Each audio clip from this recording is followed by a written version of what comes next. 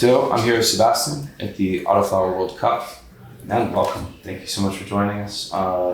Give us a background about your journey and getting here. We were talking a bit just now before the cameras were rolling, but I don't know. Give it a full go and let us know. It's a crazy background. Basically, I used to be a photographer, and I moved to Spain, and I used to smoke cannabis when I was a teenager and growing up. And but then because I moved into the UAE, it's completely illegal, and I didn't touch it at all. So I lost like the connection. And when I came back to Spain, I was like, I want to grow some plants and this and that, because I used to grow before as a teenager. Yeah. Small plants, nothing special, but just like that. And then in Spain, you have the possibility to grow plants at home. The legal situation is different than in Germany, for example. It is much softer, everything, so you can grow at home. It's not a big deal, if you don't start selling or anything. And I started growing, and then I took pictures of the plants. Welcome back to Barcelona again, by the way. Yeah, I took the pictures, and I just applied the same techniques that you would use for shooting any product or anything else. Mm-hmm. And I think that a lot of breeders needed better pictures, because the photography was always lacking in the industry. And as a photographer, I always see that the pictures are what sells the saw your product. opportunity. So I thought like, okay, I join and I offer my pictures for free. And then after a while, of course, you get into contracts, agreements, this and that. And now, since recently, I work for Royal Queen Seeds full time as photographer and grower. So I test the genetics, take the pictures, document the plants, and that's what I'm doing pretty much.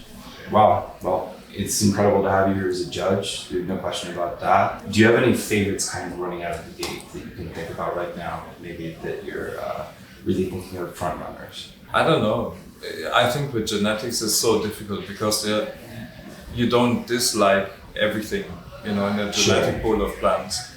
If you like cannabis as a plant with its flavors and the smells, then it's hard to have a plant that you say, okay, I really dislike this one. It has to be really bad genetics, So when people ask about the favorite strain of me, I can never really answer it, because it's so many, Maybe I didn't frame the question as perfectly as I could have. Maybe it's better to ask, what are the profiles that you are going to make you lean towards, oh, wow, that's something special? I think it's the terpenes, mainly.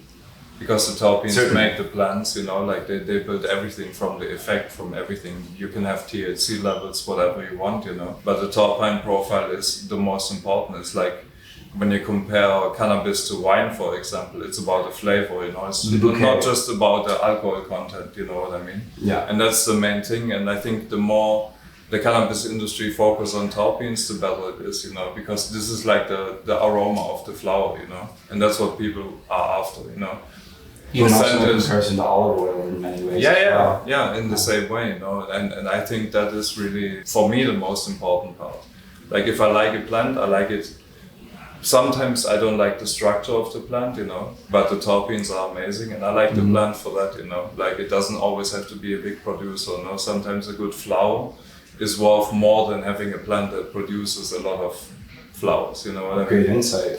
Very well put. Any parting words of advice to growers out there or people wanting to be involved? I think just try it, I'm from South Germany, and it seems like Germany will be legalizing.